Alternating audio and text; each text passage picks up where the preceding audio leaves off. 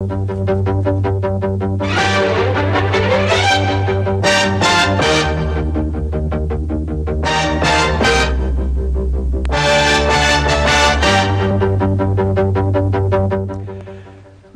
amigos, tripulantes de nuestra querida, contaminada y única nave espacial. La misma que desde la última vez que nos vimos por estos medios ha dado otra vuelta sobre su eje imaginario y, por supuesto, sigue generando acontecimientos en pleno desarrollo. Acontecimientos que hoy nos dan la pauta de cómo, diría yo que premeditadamente, se están enrareciendo las relaciones este-oeste, y es como una profecía autocumplida, ¿no? Eso de jugar a una especie de nueva Guerra Fría. Bueno, hoy es viernes, ¿no?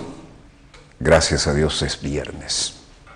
Shabbat Shalom, Assalamu Alaikum, Pax Vobis. Recuerden, esos son los deseos de paz de las tres grandes religiones monoteístas que confluyen en Tierra Santa. Y para variar, tampoco en Tierra Santa hay mucha paz, pese a que es el día de las oraciones, y siempre hay roces con esto. Pero vamos a irnos a las repúblicas bálticas, de las que hemos hablado bastante en los últimos días. Y aquí tenemos que recordar la distancia altamente sensible a Moscú. Y estamos hablando de Lituania, Latvia, Estonia. Y el mar Báltico es un área de roce también, no solo por lo que respecta al mar, sino a su espacio aéreo, entre las fuerzas aéreas de los diferentes países de la OTAN, involucrados ahora en una actividad muy poco frecuente. Por lo demás, hay que recordar que cuando la Guerra Fría y existía la Unión Soviética, su influencia llegaba hasta aquí, hasta la mitad de Berlín. Ahora llega hasta esta zona.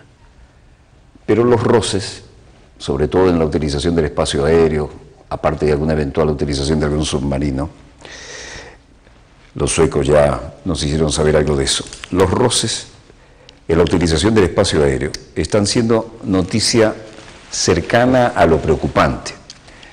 Pero dijimos que sean los protagonistas y los acontecimientos en pleno desarrollo cuando se están realizando maniobras importantes, que no es otra cosa que mostrar músculo y demostrar el estado de preparación. Y eso en todos los terrenos, ¿no? En tierra, mar y aire. Esta es una demostración. La OTAN, dice Rusia, está convirtiendo el Báltico en una zona de confrontación militar. Pero las maniobras que se están llevando a cabo en tierra no dejan duda a los efectos de que Rusia acuse a la OTAN de convertir a los bálticos en zona de antagonismo militar, y los países de la OTAN están mostrando músculo en todas circunstancias que pueden. La OTAN defenderá a todos sus miembros, dijo Stoltenberg, y ya volveremos sobre ello. Y despliegan tropas británicas en Polonia para maniobras de la OTAN.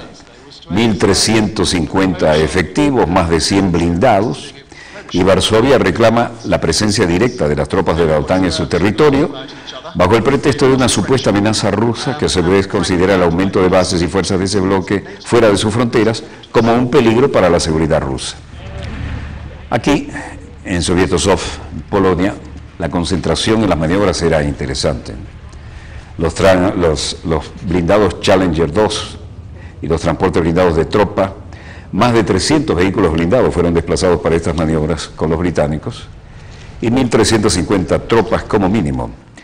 El jefe de Estado Mayor, Sir Nicholas Carter, decía: lo que no nos acostumbramos a hacer en aquellos días, sin embargo, fue a ejercer con el ejército polaco.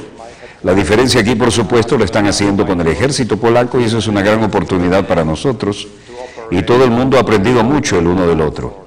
Hemos hecho una gran amistad y francamente creo que este es el futuro. Es la OTAN y es importante también para nosotros. We develop our skills concerning the communication Para nosotros lo más importante durante el ejercicio que llamamos Águila Negra, es capacitar a mi personal, a mis oficiales centrales, así como a las tropas en comunicaciones, en todo lo necesario para hacer frente a cualquier eventualidad. Y en los procedimientos de la OTAN 1, por supuesto, desarrollamos nuestras habilidades relativas a comunicación, a una comprensión común de la situación y de la misma manera llevar a cabo el proceso de la toma de decisiones militares. Este capitán Robert Burnett del ejército británico decía: debo decir que fue un poco difícil al principio. Tenemos intérpretes de nuestro lado y de la parte polaca, pero después de unos días empezamos a entendernos muy bien y a cooperar mejor. Sin problemas, no hay diferencias de menor importancia, aprendemos el uno del otro muy bien y ahora empezamos a cooperar a la perfección. Esto parece ser todo un mensaje, y el posicionamiento y con los antecedentes de lucha que han tenido los polacos, ya en el aire la cosa era diferente. El secretario general de la OTAN, Jens Stoltenberg, volando sobre el Báltico a Lituania, era escoltado por aviones F-16, y el secretario general, a quien vemos aquí tomando fotos, sobrevuela el espacio aéreo báltico con una grata compañía. Los F-16 que lo escoltaron muy de cerca en su viaje, sacó su móvil para tomarle fotos, le saludaban los pilotos, incluso se produce el intercambio de saludos que estamos viendo. Las aeronaves de la Fuerza Aérea de Checoslovaquia lo acompañan en su camino a Lituania, donde se encontrará con los líderes del país, y en su agenda la visita a los países bálticos como respuesta al aumento de actividad aérea rusa sobre el cielo europeo. La OTAN busca reforzar sus defensas desde que Rusia se anexionó Crimea y respaldó a los separatistas del este de Ucrania. Los F-16 de Checoslovaquia, muy cercanos al jet ejecutivo que llevaban a Stoltenberg. Y esto también parece ser un mensaje, porque cuando mandan estas informaciones no es por casualidad. El secretario general de la OTAN sobrevolando el área báltica y escoltado por F-16 de la OTAN. Por supuesto, el piloto saludaba con la mano izquierda, porque la derecha va permanentemente en el joystick. No llevan un bastón de mando entre las piernas como otros aviones, sino que es un joystick apoyado del lado derecho, con un apoyabrazo en el codo, y eso por la cantidad de G que puede generar en un viraje escarpado, o incluso en cualquier maniobra, ¿no? Nos tocó vivir esa experiencia en F-16 y le aseguro que es impresionante. Bueno, aquí estamos en Lituania, en Karmėlavė. La presidenta Dalia Grybauskaitė es una presidenta la que lleva los destinos de Lituania, y el secretario Stoltenberg era recibido aquí junto con todos los honores. Y hemos visto una escalada militar, hemos visto el movimiento de las fuerzas, equipos de tanques, de artillería, sistemas de defensa aérea avanzados en Ucrania. También hemos visto movimientos de fuerzas hacia la línea en que se suponía iba a ser la línea del alto el fuego. Así que hemos visto movimientos de fuerzas también al oeste, dentro del este de Ucrania. Y esto es muy grave, porque se socava totalmente los acuerdos de Minsk, y se está violando el conflicto, y se están contribuyendo a nuevas violaciones de alto el fuego. Y es por esta razón que hacemos un llamado a Rusia a retirar sus tropas. Secretario General de la OTAN, acompañando a Dalia Grybauskaitė, la presidenta de Lituania. Luego se reunió con los altos oficiales para intercambiar ideas y denunció la creciente actividad militar rusa en esta su visita a Lituania, donde fue bastante directo, ¿no? We have seen military build-up. We have seen a movement of hemos visto una escalada militar, hemos visto el movimiento de las fuerzas, de los equipos, de los tanques, de la artillería, de los sistemas de defensa aérea avanzados en Ucrania, y también hemos visto movimientos de fuerzas hacia la línea que se suponía iba a ser la línea de alto el fuego. Line which was supposed to be the line that the ceasefire was going to be. Así que hemos visto movimientos de fuerzas también hacia el oeste, dentro del este de Ucrania. Within eastern Ukraine. A otra pregunta agregó: And this is very serious because it's. Y esto es muy serio, porque se socavan totalmente los acuerdos de Minsk y se está alimentando el conflicto y se está contribuyendo a nuevas violaciones del alto el fuego. Y esa es la razón por la cual hacemos una llamada a Rusia a retirar sus tropas, tanto para retirar las tropas del interior, del este de Ucrania, pero además retirar las tropas de la frontera, porque esto sería una contribución importante para distender la situación. But in addition to withdraw troops from the border, because that will be an important contribution to de-escalate the situation. A otra pregunta respondió: nosotros también llamamos a Rusia a que respete los acuerdos de Minsk y a utilizar toda su influencia sobre los separatistas y hacer que respeten el alto al fuego. Porque lo que necesitamos en Ucrania es una solución política que se base en los acuerdos de Minsk, en un alto al fuego que debe ser respetado.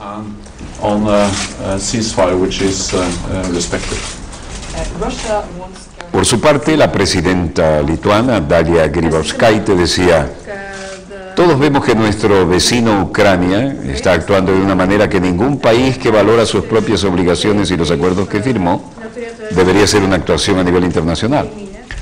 Vemos que en el este de Ucrania ahora no hay ejército ruso, soldados rusos, mientras que el propio país niega, mintiendo abiertamente. Un país que le dice a sus tropas que debe eliminar manchas de reconocimiento y de despliegue del ejército y equipos pesados sin signos de reconocimientos tales, ese país lleva todos los signos del terrorismo internacional. Valstybė, kuri nurodo savo kariams nusiimti atpažinimo ženklus, kuri įveda kariuomenę ir sunkia ginkluotę be atpažinimo ženklų. Tokia valstybė turi visus tarptautinio terorizmo požymius. En suma, tensión en el área y nadie parece bajarse de las respuestas contenidamente agresivas, ¿no? Casualmente, el vicepresidente de Estados Unidos, Joe Biden, aparecía en Ucrania y se reunía en Kiev con el primer ministro Arseniy Yatsenyuk. Muy sonreídos ambos. Esto es todo un mensaje, ¿no? Joe Biden dijo: it's a testament to the incredible determination and courage of the Ukrainian people. hemos probado y nos parece increíble la determinación y el coraje del pueblo ucraniano, y los Estados Unidos creen que es muy importante esto para tener éxito. Luego le pasa la mano al presidente y dice: usted ha dado ya pasos importantes para hacer frente a la corrupción, ha dado pasos importantes para tratar de estabilizar la economía en una situación muy, muy difícil, y nos quiere ayudar, y estamos a la altura.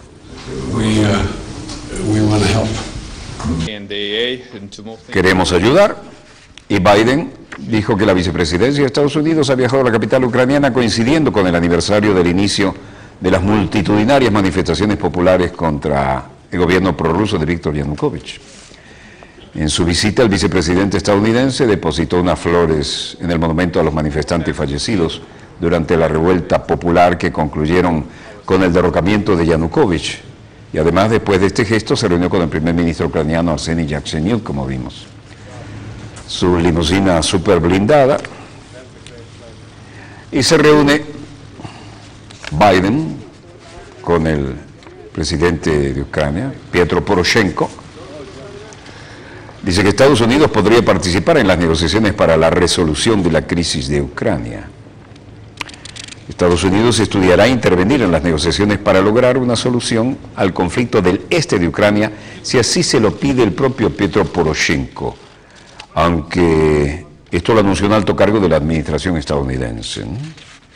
Si es algo que el presidente Poroshenko plantea al vicepresidente, por supuesto que nos lo pensaremos.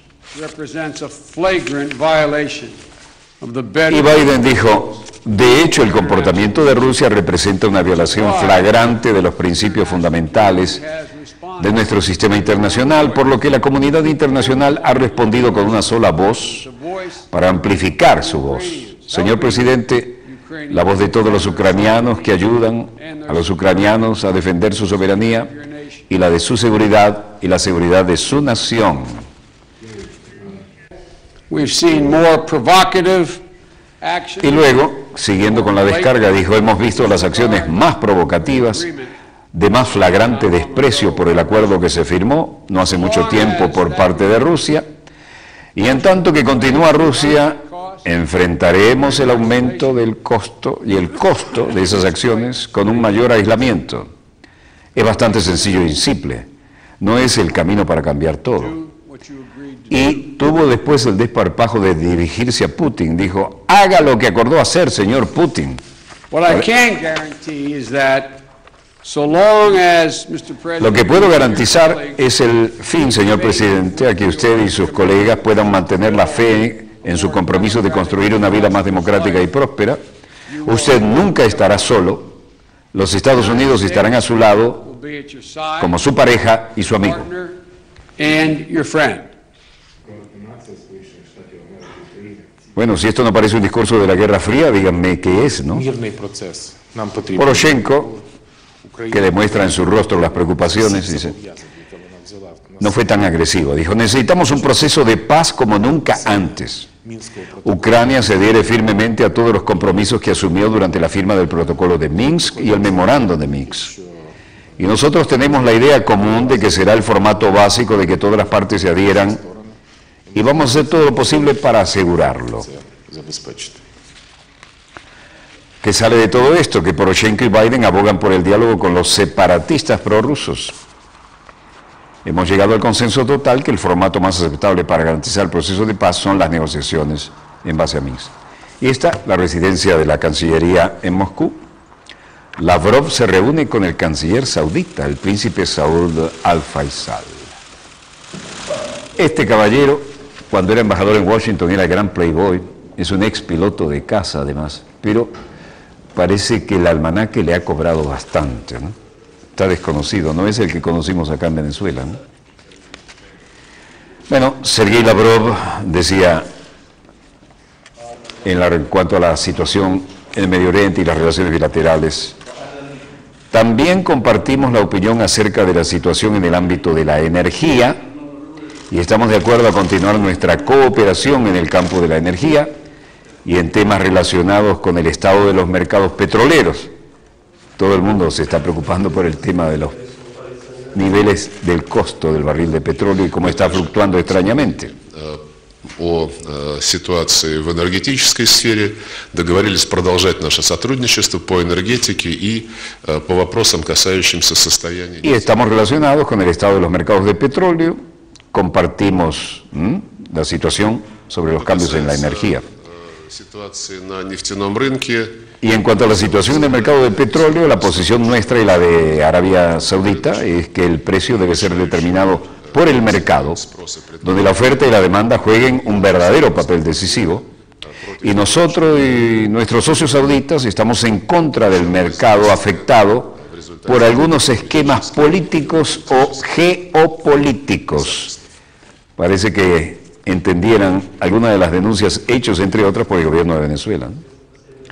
Rusia y Arabia Saudita en contra de alterar artificialmente los precios del petróleo. Aquí, presten atención, esto es Arlington, del otro lado del Potomac, Virginia, y esto es la entrada del Pentágono. Cordón de honor, y vean, lo esperan al pie, componentes de todas las Fuerzas Armadas recibiendo al distinguido visitante, el príncipe Mited bin Abdullah, el jefe de la Guardia Nacional de Arabia Saudita. Y vean todo el protocolo.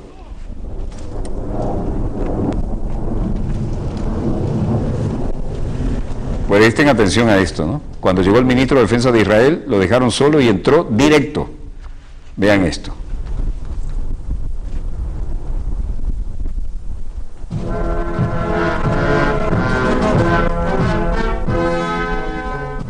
على العلاقات التي تربط وزارة الحرس الوطني بوزارة. أنا أعتقد بالنسبة لو أخذنا على El príncipe Mited bin Abdullah, que es el equivalente al ministro de Defensa, que conduce la Guardia Nacional, dice, creo que sí estamos hablando sobre el tema de Irak. Creo que el ejército iraquí es capaz de actuar sobre el Estado Islámico Pero creo que si otras fuerzas trabajan con ellos, con el ejército iraquí, entonces el problema sería resuelto más rápido. Creo que lo mismo se puede decir de Siria. Venía con sus correspondientes elementos de seguridad. Es sin duda que el Reino de Arabia Saudita es parte de la coalición mundial en la lucha contra el terrorismo. Y hoy hemos discutido este tema específico aquí en Washington. Hay mucho entusiasmo en esto desde el gobierno de Estados Unidos y también del gobierno de Arabia Saudita, dirigido por el custodio de las dos mezquitas santas, la Meca y Medina, ¿no? Arabia Saudita es el primero en luchar contra el terrorismo, ya sea dentro o fuera del reino. En cuanto a las conversaciones, que son las conversaciones realmente globales y no solo las conversaciones entre Estados Unidos y lo que pasa en Irán, espero que se llegue a un acuerdo total y completo y espero que no haya una presencia nuclear en toda la región. أتمنى إن شاء الله أنهم يصلون إلى حل. أتمنى أنه إن شاء الله تظهر الحقيقة كاملة. أتمنى إن شاء الله أنه لا. Después de la reunión, el príncipe Mite habló con los periodistas en el Hotel Washington diciendo que las fuerzas extranjeras adicionales ayudarían a acelerar la lucha contra los militantes del Estado Islámico en Irak y Siria. Se refirió a las conversaciones nucleares en curso en Viena. Hoy Obama era noticia. Sigo creyendo que la mejor manera de resolver este problema es mediante el trabajo conjunto para pasar este tipo de ley de sentido común, pero hasta que eso ocurra hay acciones que tienen la autoridad legal para tomar el presidente. Se refería a la autoridad para evitar la deportación de 5 millones de inmigrantes que llevan años trabajando en el país. Los mismos tipos de acciones tomadas por los presidentes demócratas y republicanos antes que yo, que ayudarán a que nuestro sistema de inmigración sea más justo, más y más justo. Esta noche estoy anunciando esas acciones en primer lugar y vamos a construir sobre nuestro progreso en la frontera con recursos adicionales sobre nuestro progreso para nuestra aplicación de la ley, para que puedan detener el flujo de cruces ilegales y acelerar el retorno de aquellos que cruzan. En segundo lugar, voy a hacer que sea más fácil y más rápido para los inmigrantes altamente calificados, licenciados y empresarios, para poder quedarse en el país y contribuir a nuestra economía, como tantos líderes empresariales han propuesto y han logrado.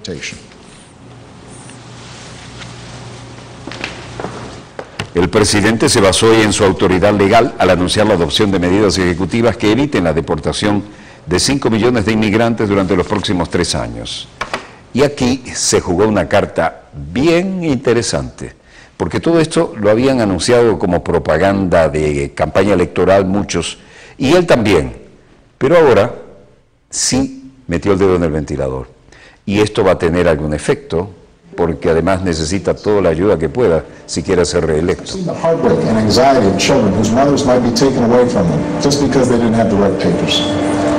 Aquí la comunidad latina, al otro lado de costa a costa, fue la transmisión en la ciudad de California. Comentaban lo que había dicho el presidente y algunos sintieron la emoción de que al fin el presidente cumplía con algo de lo que había prometido en su campaña, pero se lanzó adelante para solucionar el tema de más de 5 millones de indocumentados que llevan años allí, que están trabajando y que es hora de que se integren y que puedan pagar impuestos, ¿no? Bueno, la sensación es que al fin alguien tuvo el coraje de tomar este tema y si fue seguido con atención, como pueden ver hasta en pantallas en las calles, ¿no? Hay más de 5 millones de personas que no están en situación legal, que están trabajando, que están contribuyendo y que deberían estar en situación legal incluso para pagar impuestos, ¿no? Iván Rueda dice, soy indocumentado y por desgracia tengo antecedentes penales, así que me temo que no soy elegible para esto. Por el requisito de edad, en el DACA, en el Deferred Action pasado, no califiqué. Y a esos últimos años ha sido muy difícil tratar de mitigar mis circunstancias, el haber estudiado y no poder ejercer. Pero ya con esto ya es un paso más. porque mi hijo, él se graduó, él tiene su master degree, pero afortunadamente él no había podido hacer nada. Hemos estado aquí, él llegó desde los 13 años, o sea, es una lucha tan grande y hay tanta frustración en los jóvenes que han estudiado y que no pueden hacer nada. Pero con esto que hizo el presidente ya es un gran logro, de veras. Viví como por 7 años en las sombras antes de lograr mi residencia permanente ya hace varias décadas. Vivir en las sombras significa perder poco a poco su propia identidad, tener que mentir, tener que usar nombres falsos, tener que llorar cuando los abusos en el lugar de trabajo son tan fuertes y vivir con la frustración de que no se puede hacer nada al respecto. Don't let a disagreement over a single issue be a deal breaker on every issue. That's not how our democracy works. Workers who pick our fruit and make our beds never had a chance to get right with the law. Se notaba la angustia en los rostros esperando la decisión del presidente. Las opiniones eran diferentes según quien diera testimonio de su caso, pero hay más de 5 millones así.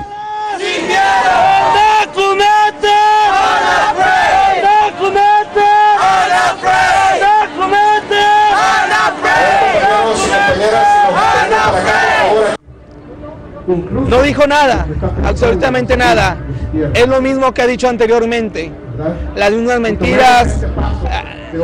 Menciona cosas que está queriendo poner más militarización en los bordes.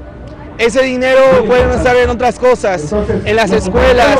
Pueden hacer muchísimo más cosas en lugar de estar poniendo y criminalizando a la gente, que es lo único que están haciendo. I'm undocumented. Bueno, Iván Rueda dice, soy indocumentado y por desgracia tengo antecedentes penales, así que no soy elegible para esto, no me llega. Guillermo Torres dice, dime si un padre que no puede trabajar, no puede ir a trabajar, no puede encontrar trabajo porque no tiene papeles, ¿quién va a pagar la renta? ¿Quién va a pagar las cuentas? ¿Y qué se supone que debe hacer si es su hijo? ¿Dejar la universidad para ir a buscar trabajo? So that they can stem the flow of illegal crossings and speed the return of those who do cross over. Second. Evidentemente tocó un punto altamente sensible el presidente y esta vez sí se lanzó con todo. Es muy posible que esto pueda tener un significado a la hora de buscar su eventual reelección. Y esos aplausos no eran casuales, ¿no?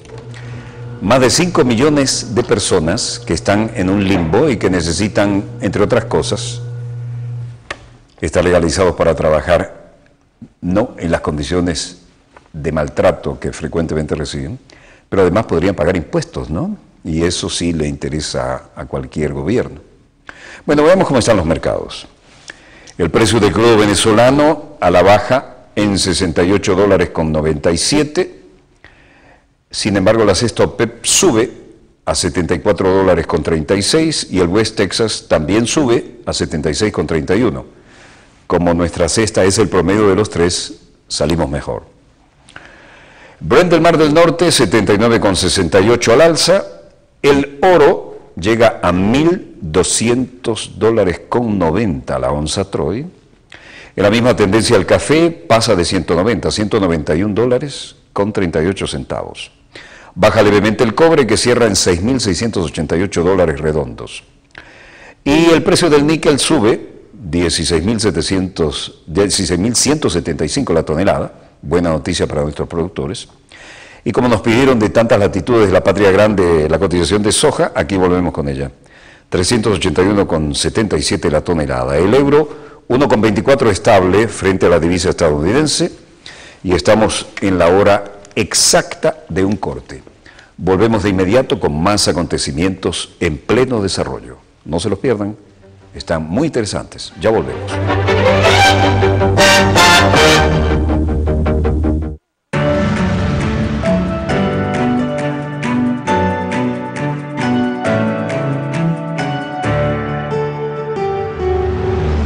El Partido Socialista Unido de Venezuela se organiza y elige Acude a elegir este 23 de noviembre al jefe o jefa de tu círculo de lucha popular. 3.988 jefes o jefas a nivel nacional. Cada círculo de lucha reúne a 4 VC.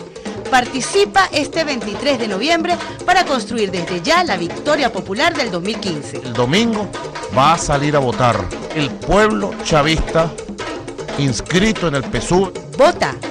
El PSUV se organiza y elige.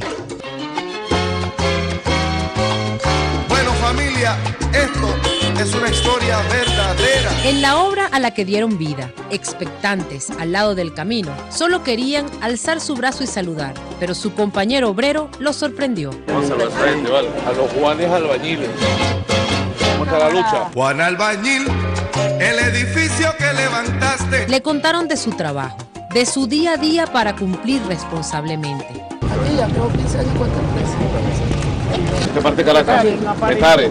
¿Sabes cómo hace para llegar de Petare hasta aquí en el metro? En el metro. ¿Cuánto echas?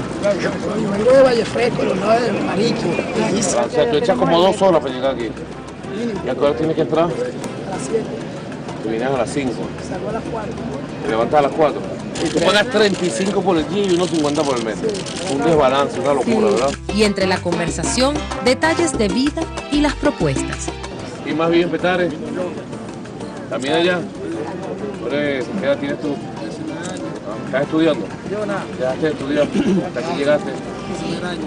Tengo que traérmelo a trabajar porque si no se me caso. daña. Así es, muy Así que tienes que estudiar. Porque tú tienes una ventaja porque ya sabes construir un edificio. ¿Quién sabe construir un edificio? Ninguno de nosotros sabe construir un edificio. ¿Ah?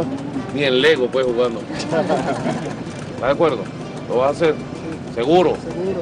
Con la satisfacción de sentirse tomados en cuenta y con la promesa de la canción. En los andamios de la vida con balaustres de hermandad fabricaremos algún día la casa de la igualdad. Juan Albañil de la Venezuela actual es el Juan Albañil socialista.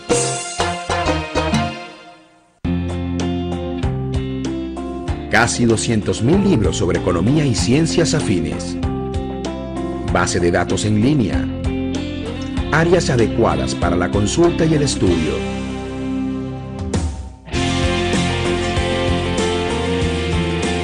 Biblioteca Ernesto Peltzer. Tu espacio.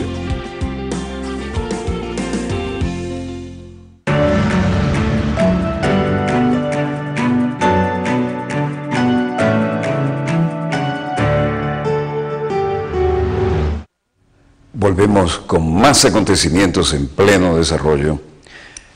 Y un viernes no puede faltar la pauta informativa de las agresiones en Tierra Santa. Sobre todo cuando se trata de ir a rezar a la gran mezquita del Templo Dorado, el tercer lugar más sagrado del Islam. Primero y segundo son la Meca y Medina, que están, hay que recordarlo, en Arabia Saudita, ¿no?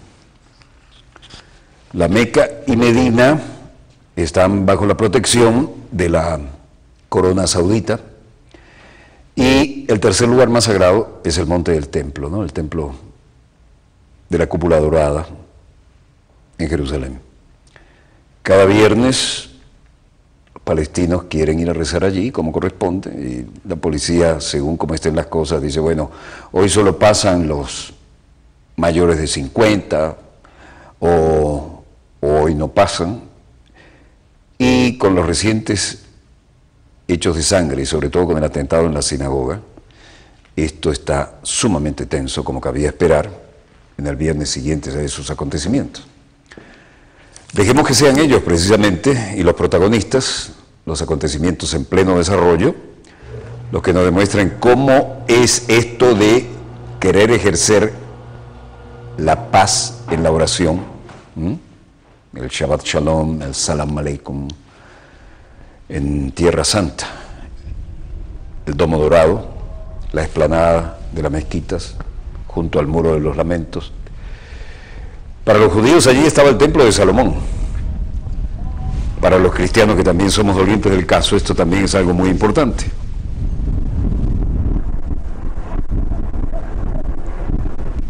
Patrullaje incluso aéreo, ¿no? Tensión en la oración. Tierra Santa, Jerusalén.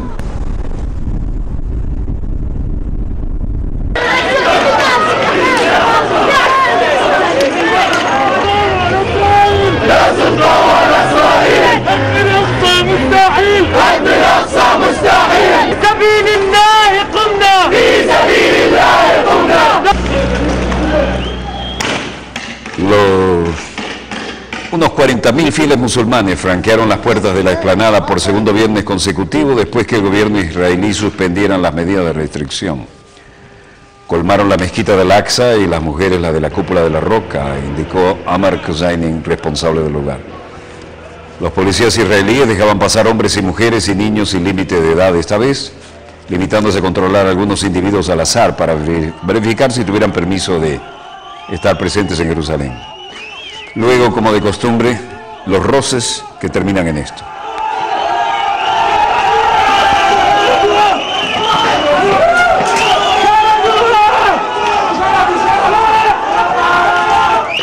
¿Por qué lo dejaron pasar? Porque la semana pasada, tras una reunión con el secretario de Estado John Kerry, el gobierno israelí había suspendido por primera vez la prohibición de acceso a los jóvenes, a los que a priori se les acusa de provocar incidentes.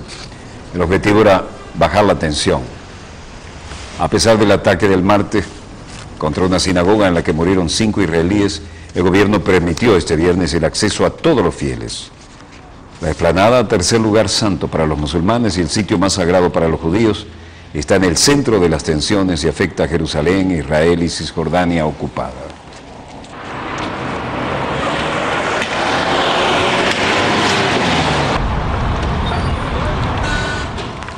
La policía, armada con fusiles de guerra y con lanzagases, salió al paso de todo intento de manifestación.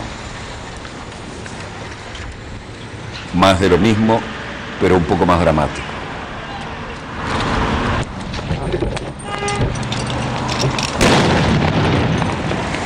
Hasta los camarógrafos fueron objeto de algún disparo y tienen que usar máscaras antigas.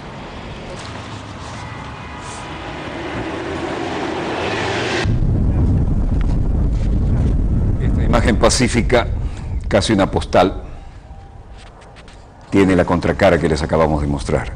Y eso es viernes tras viernes.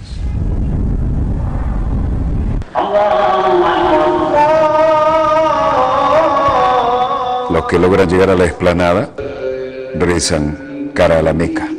Esta es la explanada.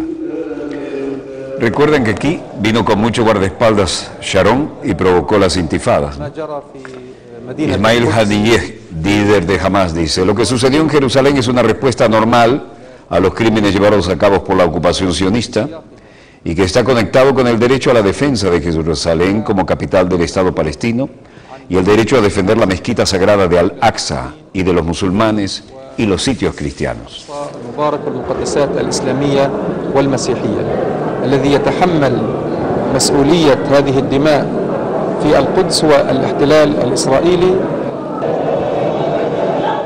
En suma, ataque israelí a protestas palestinas dejan decenas de heridos. La movilización es parte de la protesta por las incesantes agresiones de los colonos y soldados israelíes a la mezquita de Al-Aqsa, situada en Al-Quds, como le llaman a Jerusalén, y uno de los lugares más importantes de los musulmanes, el tercero más. Duros choques se registraron en el puesto de control de Kalandia, situado en la ciudad de Ramallah y Al-Quds, donde los jóvenes palestinos, tras el rezo del viernes, han salido a las calles para denunciar las políticas de profanación de los colonos y militares israelíes contra el templo de Al-Aqsa. Otras noticias vinculadas con esto venían de parte de los colonos para balancear la información. El ministro de Relaciones Exteriores, Avigdor Lieberman, dejaba su casa con gran fuerza de seguridad, como acabamos de ver, en el asentamiento de Nokdim, la margen occidental. Noam Cohen, uno de los colonos, no estoy realmente sorprendido, no sé por qué querían asesinarlo específicamente, pero él no es el único. Nos dirigimos aquí todo el tiempo y yo responsablemente ando con una sensación de miedo acá, ¿no?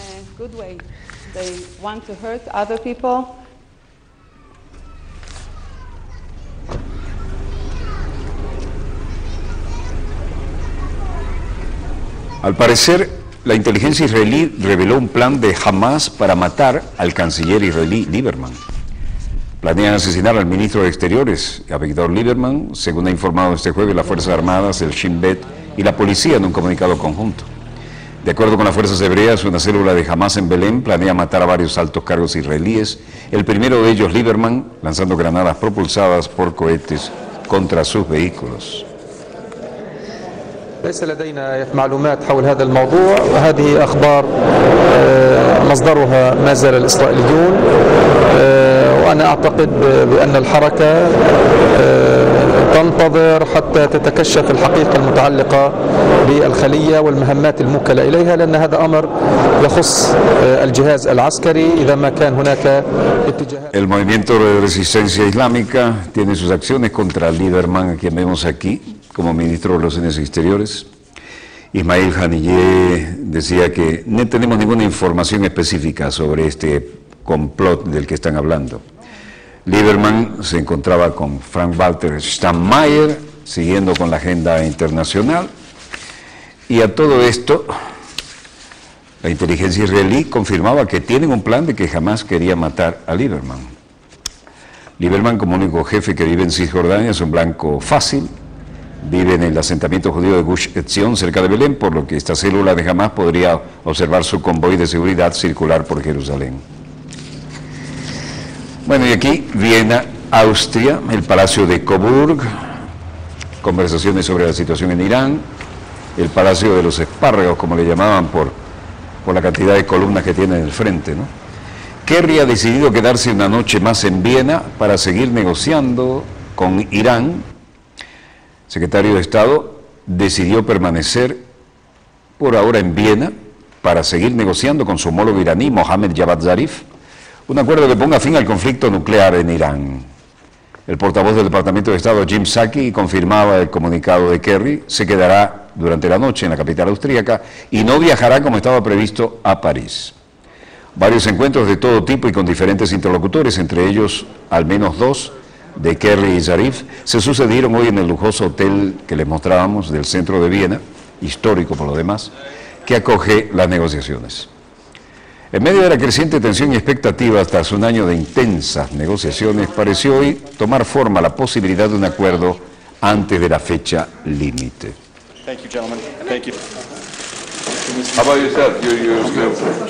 Secretario de Estado John Kerry, junto con el canciller iraní Mohammad Javad Zarif, Estados Unidos e Irán dispuestos a nuevas ideas para avanzar en negociaciones nucleares. Esto es muy auspicioso. Las discusiones continúan, dijo un importante funcionario estadounidense que no quiso discutir los detalles sobre esta extensión de las negociaciones en Viena, y vean, están todos los pesos pesados de Europa.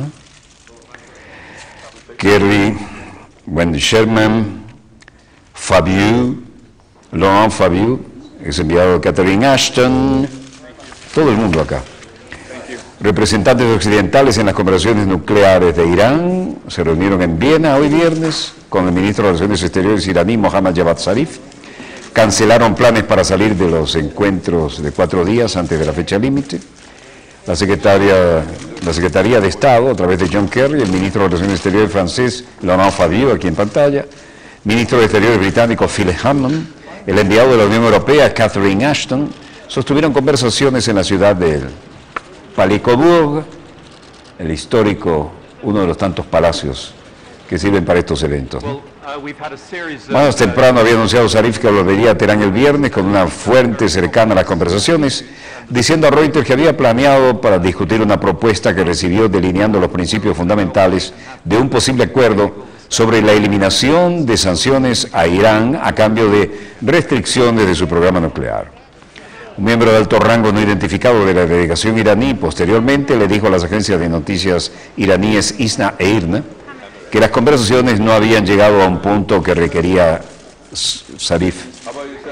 Sin embargo, Kerry y Fabius se establecieron para viajar a París más tarde, el viernes, a fin de celebrar consultas sobre el problema nuclear de Irán con Estados Unidos y los funcionarios franceses.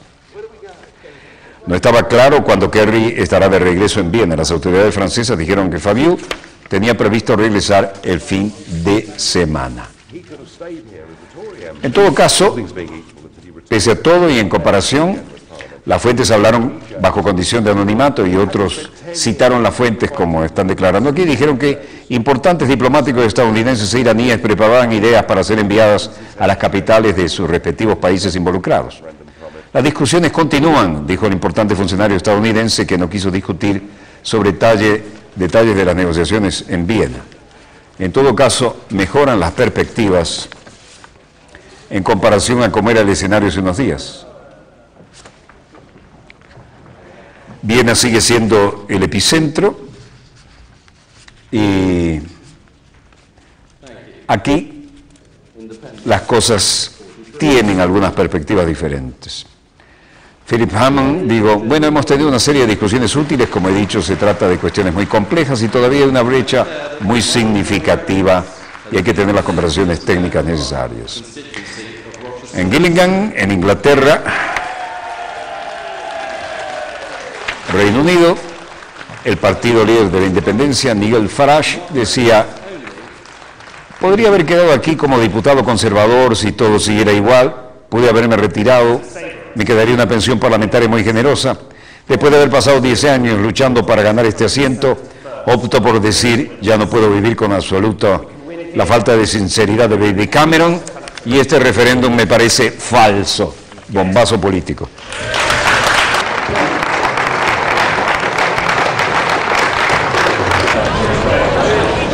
Y luego decían, esta es su victoria que se saborea Rochester Street.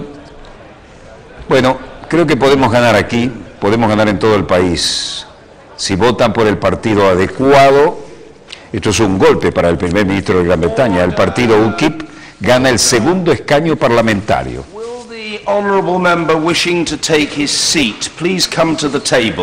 El speaker John Bercow llamando a la gente del UKIP a tomar asiento e integrarse al Parlamento. Los conservadores del primer ministro de Gran Bretaña, David Cameron, perdieron el viernes, hoy, un segundo escaño parlamentario ante el partido UKIP, que aquí se acercan con sus credenciales para ocupar su bancada. UKIP se opone a la Unión Europea y es una vergonzosa derrota que presagia una posible agitación política en las elecciones nacionales del próximo año. Acá, el juramento de prestar servicio. En momentos en que crece la desconfianza entre los partidos mayoritarios, el UKIP, Partido por la Independencia del Reino Unido, venció cómodamente al partido de David Cameron en una elección especial en el distrito electoral de Rochester y Stroud, 6 meses antes de lo que se perfilaba una votación nacional muy reñida. Aquí asumen sus bancadas. Si podemos ganar aquí, podemos ganar en todo el país, decía Mark Reckless, el candidato vencedor de UKIP, después de que se anunciaron los resultados. Los conservadores de Cameron y el Partido Laborista de la oposición enfrentan desafíos simultáneos del UKIP, y los nacionalistas escoceses que podrían revolucionar un sistema bipartidista instalado de 1945. La victoria del UKIP, que representa aquí estos bien recibidos por el speaker nuevos miembros del Parlamento, busca una salida inmediata de Gran Bretaña de la Unión Europea y una fuerte reducción de la inmigración inquietará a las empresas, los inversores y los socios europeos de Londres, que temen que Gran Bretaña podría ir encaminándose a una verdadera salida de la Unión Europea. En London y Rochester, los paseos de victoria prácticamente de los representantes de este cambio. Pero este cambio también significa un duro revés para David Cameron en una prueba que era un sector electoral clave. El populista y anti-europeo partido UKIP agradece la votación. El Partido de la Independencia y de salirse de la Unión Europea ganó los comicios en Rochester y Stroud y comenzó su camino a convertirse en el tercer partido británico por la elección parcial en esta ciudad del estuario del Támesis, que le dio el triunfo al exdiputado conservador Mark Reckless, que aquí habla con sus votantes, que había abandonado su partido para pasarse a las filas del UKIP. Un fenómeno auspiciado por su líder, el carismático Nigel Farage, que habla como amigo como cualquier amigo de una de las típicas pubs donde se toma cerveza, y dice que la gente quiere escuchar contra los inmigrantes, contra Europa y contra Bruselas, aun cuando es un legislador europeo. Pero su 42% y solo 50% de participación significa que mucha gente de otros partidos prefirió un voto táctico y reforzó a los conservadores para reducir un poco la fuerza del UKIP, o no fueron a votar. El traspaso de Reckless de los Tories al UKIP forzó esta elección y volvió a ganar.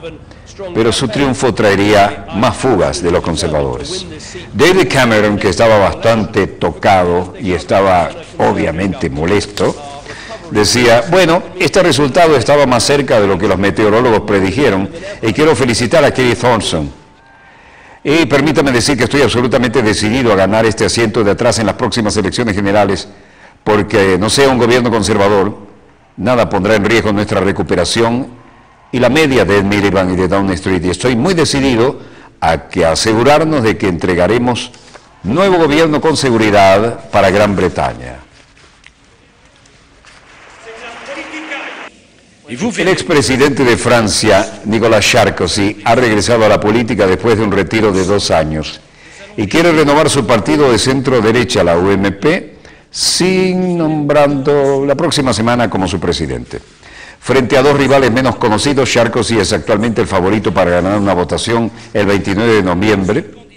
268.000 miembros de la UMP, con las últimas encuestas, le dan a Sarkozy el 73% de los votos.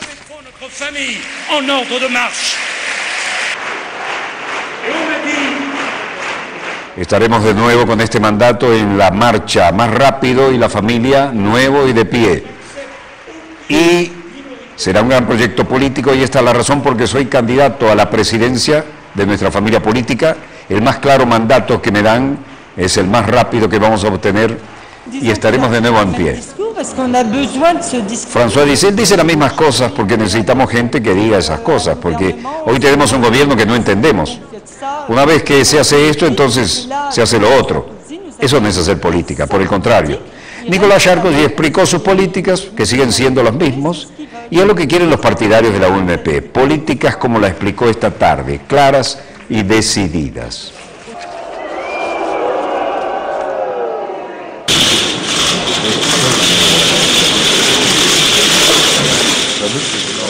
Mientras tanto, en el ámbito de la Unión Europea, las cosas no parecían muy asentadas. Y en Berlín, Angela Merkel con el primer ministro belga, Charles Michel, tenía algunas cosas que decir, y eran las siguientes. Bueno, muchas cosas se me atribuyen a mí, pero no puedo recordar ninguna observaciones escépticas que hice acerca de la formación del gobierno belga. Estoy gratamente sorprendido de lo rápido que fue esta vez el proceso y el primer ministro estaba apenas en su posición cuando nos conocimos y empecé a ir a trabajar con él, así que estoy feliz de tener aquí un nuevo compañero y también me gustó mucho el trabajo conjunto con el predecesor, pero creo que nos llevamos bien. Personnel, vous trouvez en Monsieur Michel des affinités particulières qui feraient de lui un partenaire privilégié au niveau européen? La traducción, por supuesto, al francés para el belga. Creo que el canciller, y comparto la opinión de que tenemos que reconciliar el desarrollo económico y la cohesión social con la creación de puestos de trabajo, que es la mejor garantía para financiar permanentemente nuestra protección social, que es bastante costosa además, ¿no? En este contexto, por supuesto, también abordó la cuestión de las inversiones a nivel europeo. A Bélgica le gustaría ser un socio leal en este debate europeo sobre estos 300 millones de euros, un objetivo de la Comisión Europea de Jean-Claude Juncker.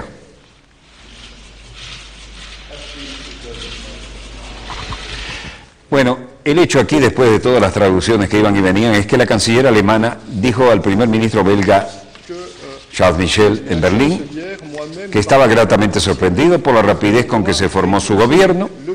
La pregunta de un reportero de habla francesa para comentar sobre los informes de qué se sabe de que usted era escéptico acerca de la supervivencia de la coalición belga, Merkel respondió, a mí se me atribuyen muchas cosas, como dijimos, ¿no? Pero puedo recordar ninguna observación escéptica. La coalición de 4 partidos de Michel asumió el cargo hace unos 5 meses después de las elecciones parlamentarias en el país, lingüísticamente dividido, y estableció un récord mundial de 18 meses de estancamiento político después de la votación del 2010. De manera que estamos entendiéndonos muy bien, Alemania y Bélgica, y esta es una demostración de cómo estamos poniéndonos de acuerdo. Bueno, México, el Zócalo, la indignación que no cese, y todo el mundo solidariamente indignado también.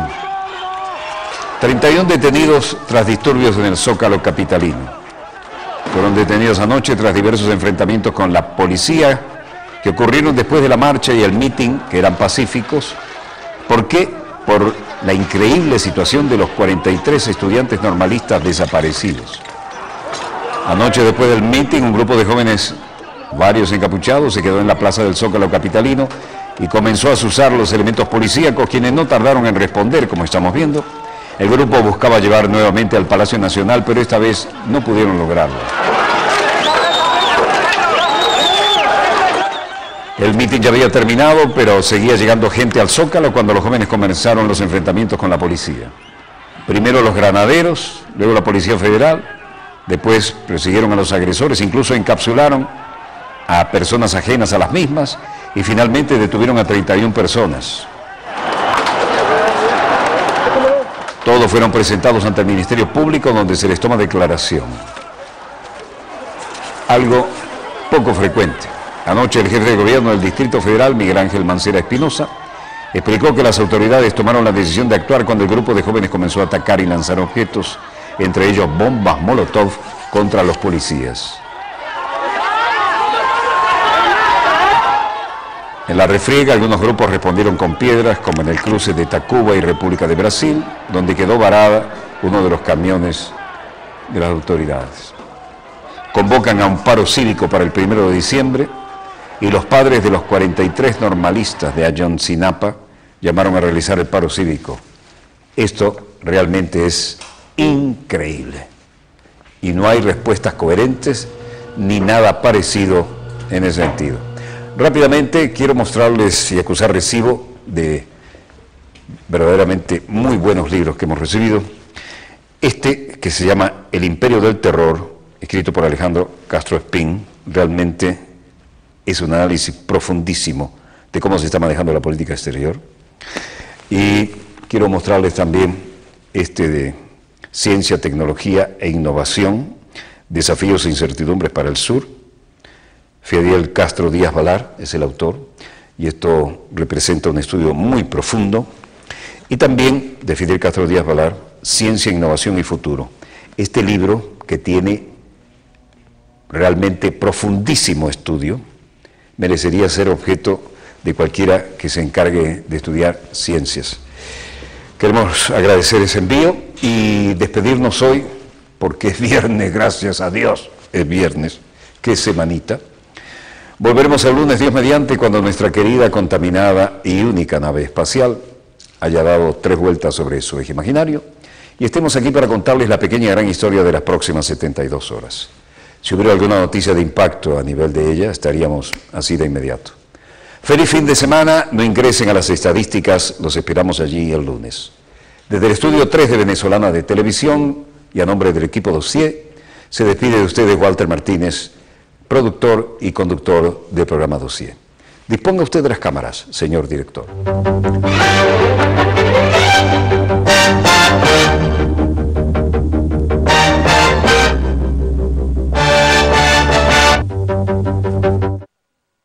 Seguros Horizonte.